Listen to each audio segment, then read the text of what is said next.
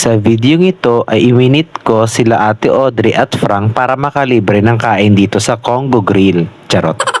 Matagal na namin itong plano pero this time pinush na namin kasi pabalik na ulit sila ng Germany. Bilang emeng food vlogger, syempre hindi natin palalagpasin na hindi mai-content ito, no? Umpisahan natin sa grilled liempo. Masarap, very savory na may konting touch ng sweetness. Very tender ang meat tapos yung serving size niya marami na rin. Kahit nga wala ng sausawan, masarap na talaga to. I highly recommend this do sa katrabaho mo na mahilig mag-set ng team building para meron silang bebe time ng inyong kawork na kanyang kabet at kalab team.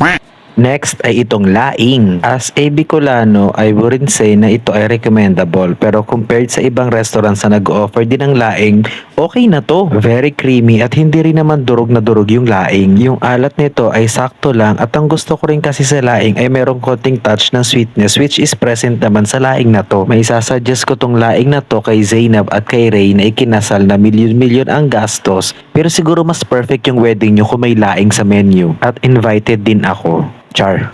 And lastly, itong pansit canton with sotanghon. First time ko kasi makakain ng pansit canton with sotanghon and I can definitely say na ito na yung favorite kong mix ng pansit. Yung savory flavor tapos yung combined texture ng pansit canton at pansit sotanghon is so perfect. Sa lahat ng kinain namin dito so far, ito yung favorite ko. I highly recommend this sa mga senador dahil tulad nitong pansit, ang mga desisyon nila sa buhay ay buhol-buhol.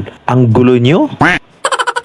At para naman sa ating sweet ending, halo-halo. Bukod sa kayang bilangin ng 5 daliri mo ingredients ng halo-halo na to, wala nang masyadong special dito. Sakto lang din yung tamis niya, tsaka hindi ko na rin to naubos kasi busog na ako that time. Yung kapurat na leche plan on top na lang atang in-enjoy ko dito. Magandang ipakain ito dun sa kaibigan mo na wala nang ibang bukang bibig kundi puro, "What happened, Bella? Why are you crying again? Vampire, right?" Oh my. Maraming salamat Ate Audrey and Frank. Sa susunod na pagkikita natin ay sisiguraduhin ko na mas maaga na ako makakarating sa meeting place natin para mas marami na tayong makainan na restaurant. Charot. See you again soon.